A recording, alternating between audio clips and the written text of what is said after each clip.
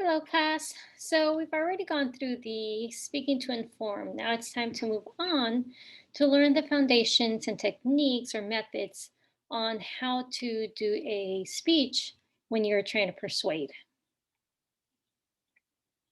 So we're going to go over the importance of persuasion, the ethics in relation to persuasion, the psychology of persuasion, more with the audience, speeches based on fact, value, policy. So, persuasion is the process of creating, reinforcing, or changing people's beliefs or actions. The ability to speak and write persuasively, it's going to benefit you in every part of your life, from your personal relations to community activities to even or especially career aspirations. And it's really important to understand the principles of persuasion because it's vital to be informed as a citizen and consumer. So not only when you are trying to persuade somebody, but also to understand when somebody's trying to persuade you. For example, politicians and advertisers, salespeople and interest groups, fundraisers and community activists, they are all fighting for your attention, for your votes, money, time, and for your support. So, the more that you know and understand about persuasion, the more effective you can be in using your powers of critical thinking to assess the barrage of persuasive messages that you are exposed to every day. When you speak to persuade, you are acting as an advocate. So we kind of discussed with the informative speaking, you are a lecturer. You're basically teaching, but just giving the facts.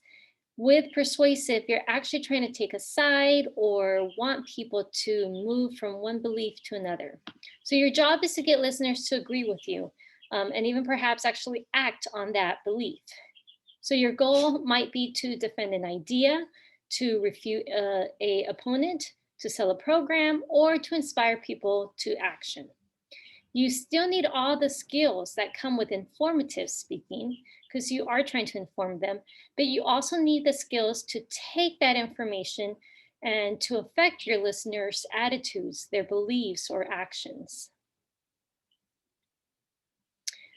So, in regards to ethics, you want to remember that no matter what the speaking situation is, you need to make sure your goals are ethically sound and that you use ethical methods to communicate your ideas.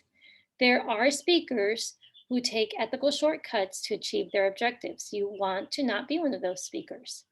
Martin Luther King Jr., he stated it best when he said, "It is not possible to bring about a truly beneficial result by using unethical methods." So you want to keep in mind those guidelines that we discussed early in the semester from chapter 2 about ethical speaking. Make sure your goals are ethically sound and that you can defend them if they are questioned or challenged. You want to study the topic that you're talking about so thoroughly that you're not misleading your audience through either shoddy research or muddled thinking. You want to also learn about all the sides of the issue. Seek out those competing viewpoints and get your facts straight. Also, you want to avoid quoting out of context, portraying just a few details as that being the whole story, and misrepresenting the sources, facts, and figures. So, overall, you want to aim at the highest standard and construct your speech so it will both be convincing and ethically sound. So, let's talk about the psychology of persuasion. Persuasion is a psychological process. It happens when there's two or more points of view that exist. Of all kinds of public speaking, persuasion is the most complex and it's the most challenging because remember, informing, you're not trying to take sides, you're just stating the facts. An entertaining speech, you're basically entertaining, but persuasion, you're actually trying to have people change something, change their beliefs, actually do an action. So that's why it's the most challenging. Your objective is so ambitious, more ambitious than informative speaking. And audience analysis and audience adaptation that we talked about in the earlier chapters, they become much more demanding. You really want to know who your audience is in order to convince them or persuade them. In some persuasion speeches, you might deal with very controversial topics. And those are the type that touch on your listeners' basic attitudes, their beliefs, and values. Because of this might increase their resistance to persuasion and make your task of persuasion even a lot more difficult. For example, we have already kind of talked about this as an example topic, but it's much more easier to just explain the history of the war on drugs than it is to actually persuade an audience, either that marijuana should be legalized or should be outlawed. In the persuasive speech or form of that, you have to argue not only with your audience's knowledge about the topic, marijuana, but also with their attitudes towards recreational drugs and their beliefs about the impact of marijuana use on human health and social mores. So, lines of argument that work with one part of your audience might fail with or even upset the other half of the audience. What might seem perfectly logical to some listeners might come off as wildly irrational to others. But no matter how captivating your delivery is, some listeners will not agree with you. This does not mean that persuasion is impossible. It just means that you should have a realistic sense of what you can accomplish with your speech. You can't expect a group of diehard Democrats to become Republican or steak lovers to turn vegetarian as a result of one speech. In every persuasive speech, you will have some listeners who are strongly in favor of your position, some who are neutral, and some who are adamantly opposed. If your listeners are neutral or moderately committed one way or another, you can realistically hope that your speech will move at least some of them towards your side. But a realistic expectation, you can't expect everybody in the audience to turn toward your side.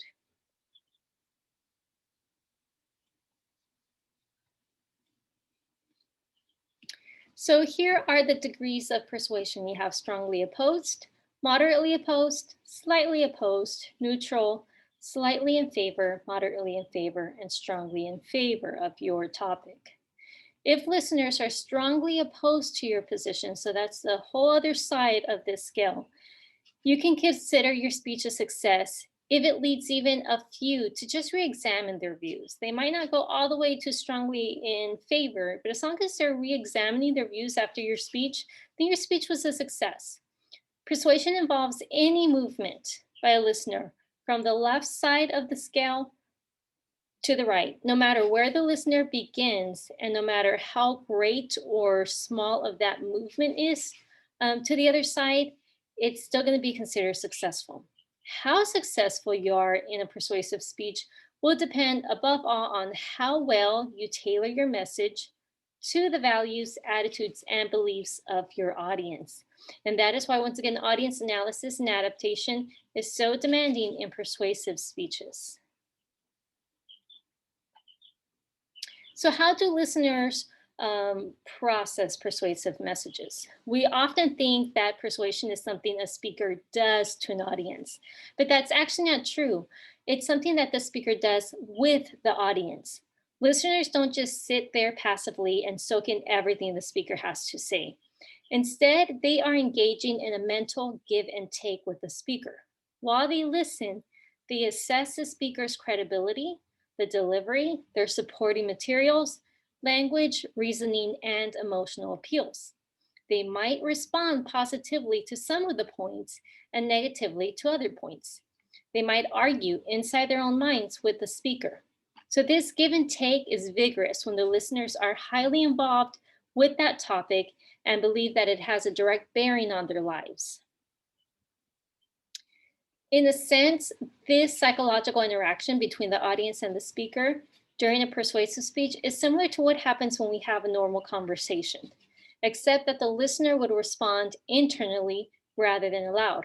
So that means that you have to think about your persuasive speech as kind of a mental dialogue with the audience. So when you're preparing your speeches, you want to anticipate possible objections that the audience might raise in their head to your point of view and answer them or address them in your speech. You cannot convert skeptical listeners unless you deal directly with the reasons why they are skeptic in that topic. So as you prepare your persuasive speech, put yourself in the place of your audience and imagine how they will respond to your points. You want to be as tough on your speech as your audience will be. So every place that they might raise a question, answer it. Every place that they might have criticism, deal with it in your speech. Every place that they might see a hole in your argument, then you want to fill that hole in. So you want to leave nothing to chance.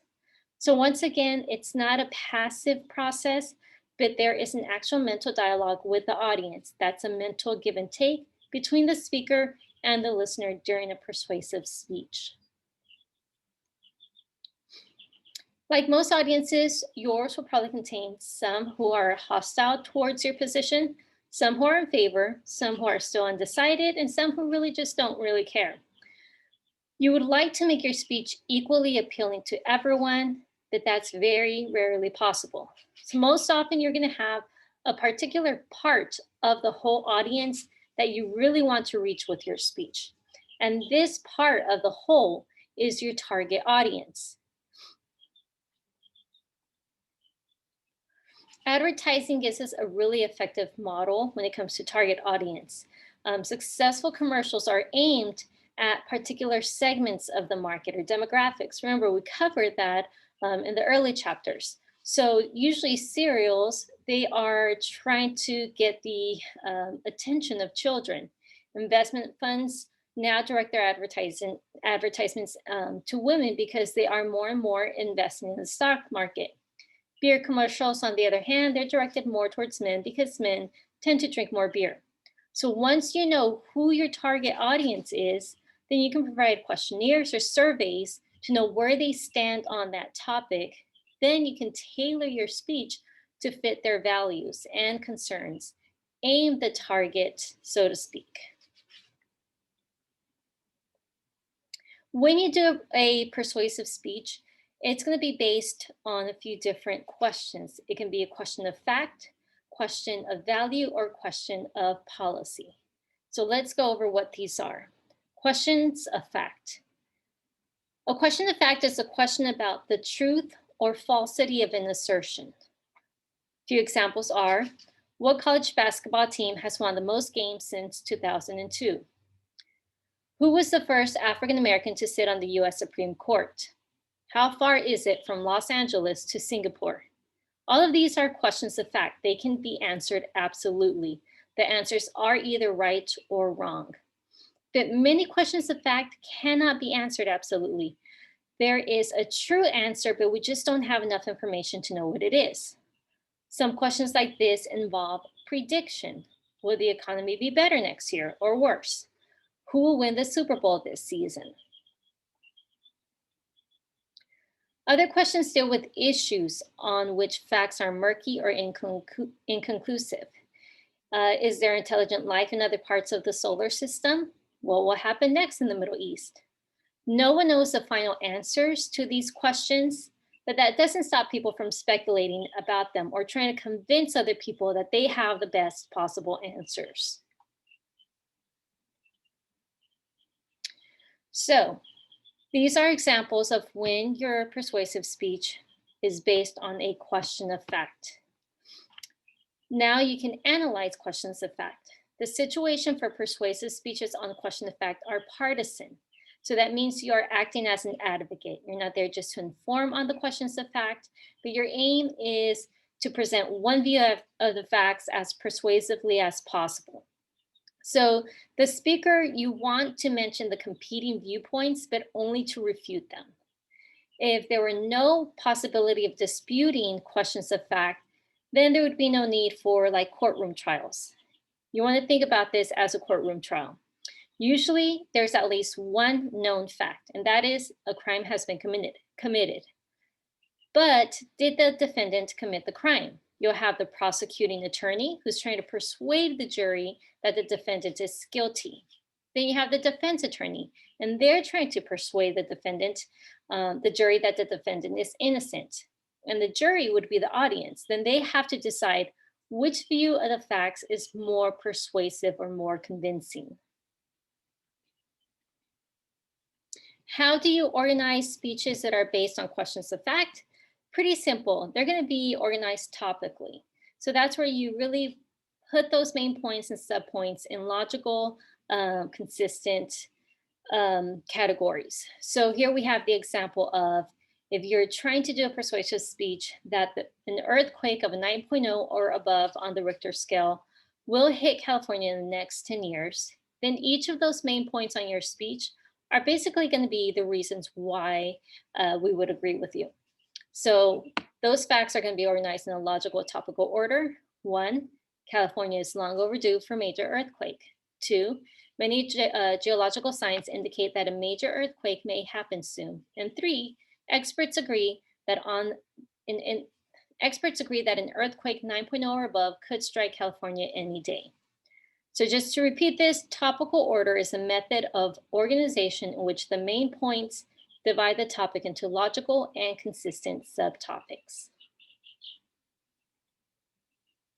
Now let's talk about persuasive speeches that are based on questions of value.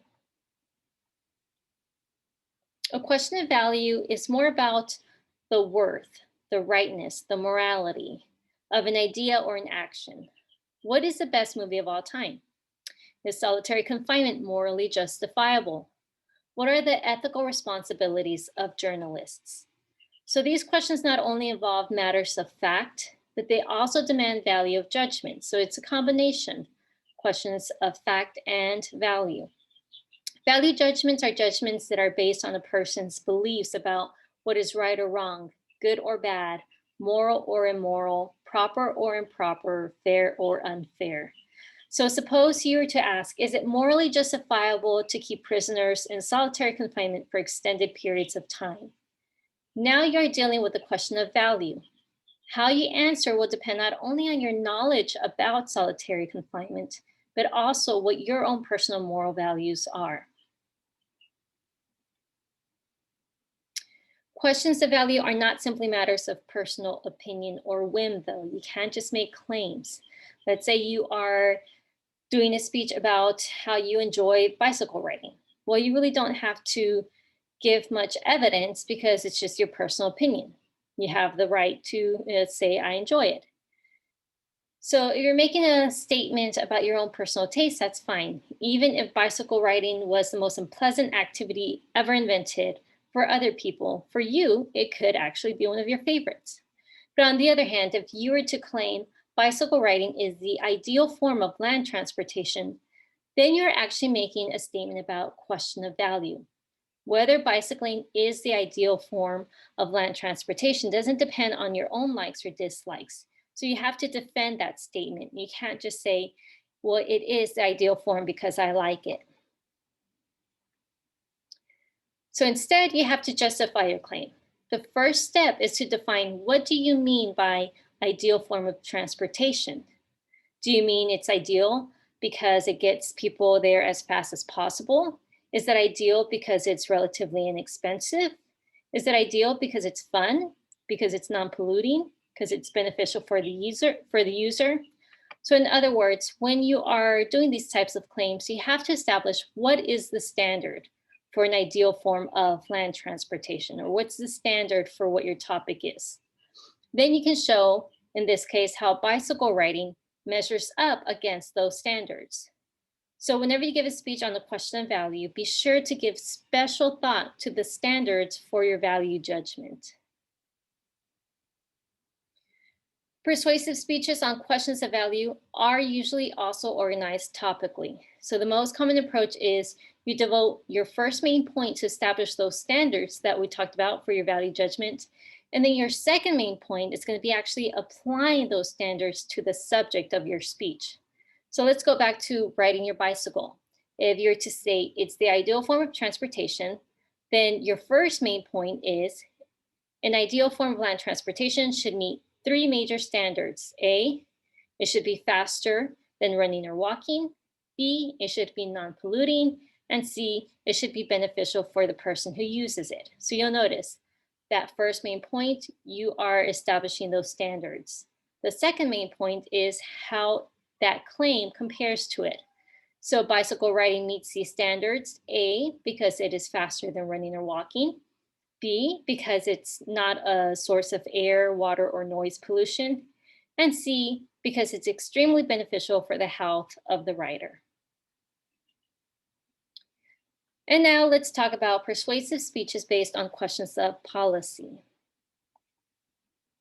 A question of policy is more about whether a specific course of action should or should not be taken. These questions of policy arise daily in almost everything we do. At home, we debate, should we buy a new laptop, or what movies should we see? At work, we might ask, what strategy should we use to sell a product, or how to improve communication between departments? As citizens, we ponder whether we should vote for or against a specific political candidate, what to do about national defense, and how to promote economic growth. So all these are questions of policy because they deal with specific courses of action. Questions of policy do involve questions of fact as well. How can we decide whether to vote for a candidate unless we know the facts of her or his, how they stand on certain issues? They may also involve questions of value. The policy you favor on capital punishment will be affected by whether you think the death penalty is moral or immoral. But the questions of policy always go beyond questions of fact or value to decide whether something should or should not be done. When put formally, questions of policy usually include the word should, as in the following examples. What measures should be taken to protect people's privacy online? Should the Electoral College be abolished? What steps should be taken to reduce erosion of America's coastlines? So you'll notice when you are first working on y'all's informative speeches, it's something that I was bringing up to y'all. Great, but the way that you have this worded is actually persuasive. Informative, you're not taking sides, you're just stating the facts. For persuasion, you're actually trying to take a side. Should this be done? So here's where that comes into play when a speech is persuasive and you're talking about a question of policy. When you speak on the question of policy, your goal might be either to gain passive agreement or to motivate immediate action from your listeners. Deciding which goal you want to achieve will affect almost every aspect of your speech. So in a persuasive speech in which the speaker's goal is to convince the audience that a given policy is desirable without encouraging the audience to actually take action in support of the policy, that's where you're trying to gain a passive agreement. Then you have a persuasive speech in which the speaker's goal is to convince the audience to actually go and do something, take action in support of a given policy. So that is a speech with a goal to gain immediate action. Some experts say you should seek action from your audience whenever possible. Try to not just be happy with passive agreement, because it's easier to evoke passive agreement than to elicit action, yes. But the listener isn't really making much of a commitment by just agreeing. And with a day or two, they might have forgotten entirely about the speech. Action, however, reinforces that belief. If you can get a listener to take some kind of action, even a very small one, signing a petition, putting a bumper sticker, attending a meeting, then you have gained a more serious commitment, because once a listener acts on behalf of a speaker's position, they are already invested. They are more likely to be committed to it. Remember though, if you call for action in a persuasive speech, you should make your recommendations as specific as possible. You can't just tell them, so that's my speech, and urge them to go and do something to make a difference. You have to tell them what it is you want them to do and how to do it. So for example, if you're doing a speech about how you should adopt from your local humane society, then you provide that information, give them the steps, look up your local humane society for that city, give them the website, tell them how much the prices are, or here's the form, hand out the form at the end of the speech. But basically, you have to give them all the steps. There's no confusion. If you really want them to commit, then you don't want to give them any excuse to not move forward with that. But regardless of whether your aim is to get that passive agreement or to gain immediate action, you will be facing three basic issues when you discuss a question of policy. So remember, not a question of fact, not a question of value, but for policy, you have to basically address or show three things: need, a plan, and practicality. So need is that first basic issue in analyzing the question of policy. Is there really a serious problem or need that requires a change from the current policy? There's really no point of arguing policy unless you can show that there's a need for it. So your first step is to convince them that there's a serious problem with things as they are now.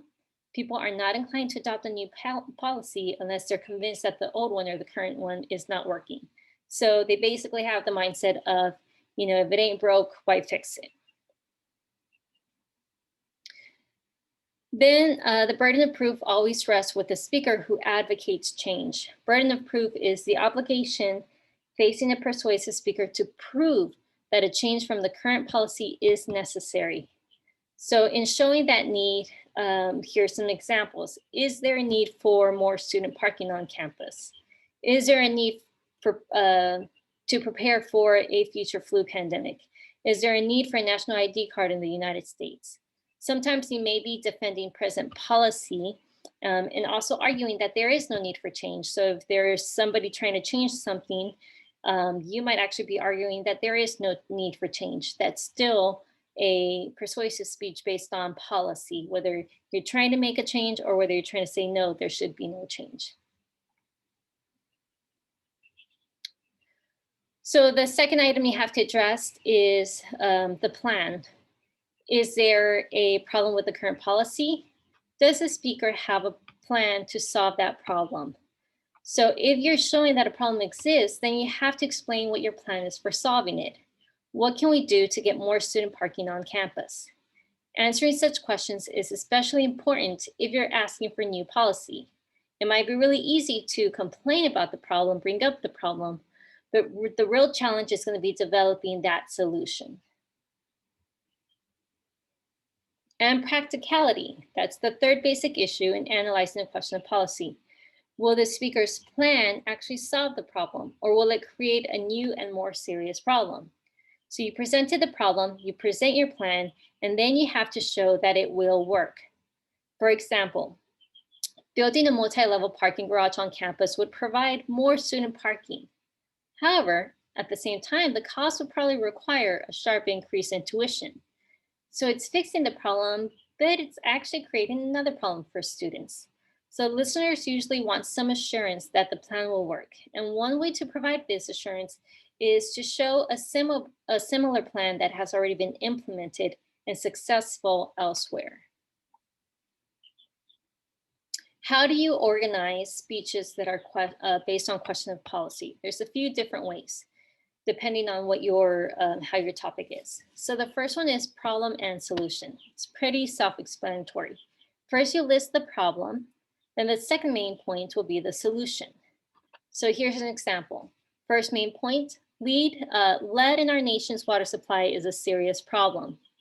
Then you might have subtopics under that to list what are the ways that affects us negatively. The second main point would be solving the problem requires action by the federal government. And then your subtopics will list ways that the government should resolve this issue. So basically your first main point is problem, second main point is solution. Then you have problem, cause, solution order. This is going to be a 3 main point speech. The first main point identifies the problem, second main point identifies the cause, and the third main point presents a solution. Example here would be child obesity is a major problem in the US. Cause, 2 major causes for obesity, and the solution to the problem. Parents at school make sure children are eating healthy and get enough exercise.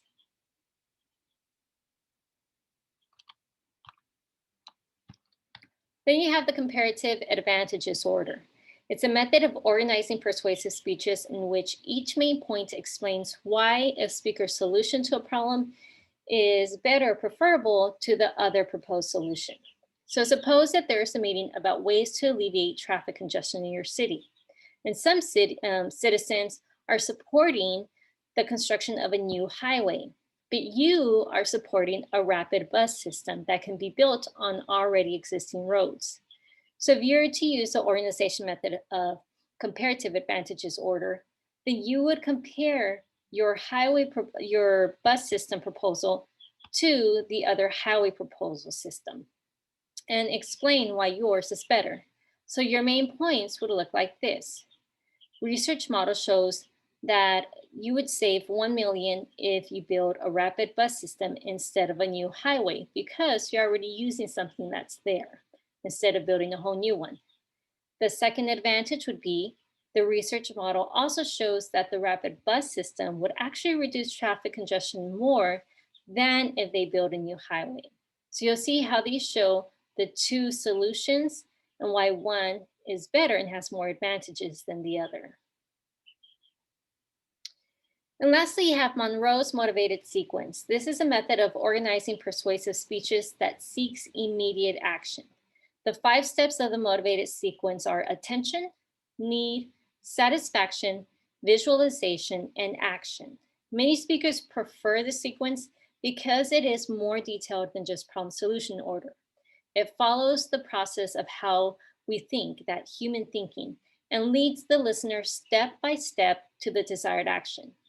It is actually so effective that it's used widely by people who make a living by persuasion, especially advertisers. So the next time that you're watching a commercial, actually pay close attention and you'll find that many of them follow this motivated sequence. So you have the attention where they gain the attention of the audience by either telling a story, posing a question, rhetorical question usually. Are you frustrated with, or aren't you tired with, don't you hate it when? That's usually like the paid programming commercials. They make a statement, make a visual demonstration as well. So all this trying to get the attention of the audience or the listener. Then they show the need. They use supporting evidence, share the need for change, or discuss the problem at hand. Satisfaction, provide a solution to the problem, demonstrate how it works, and share defined details on the plan for a solution. Then visualization, use vivid imagery, demonstrate to your audience how they will profit from that change or plan. And then action, clearly state the step, take action, use motivated appeal that encourage the listeners to make a commitment. So that is the chapter on speaking to persuade. I hope this lecture was helpful just in understanding how everything is different from persuasion, advocate, as from informative lecturer mode.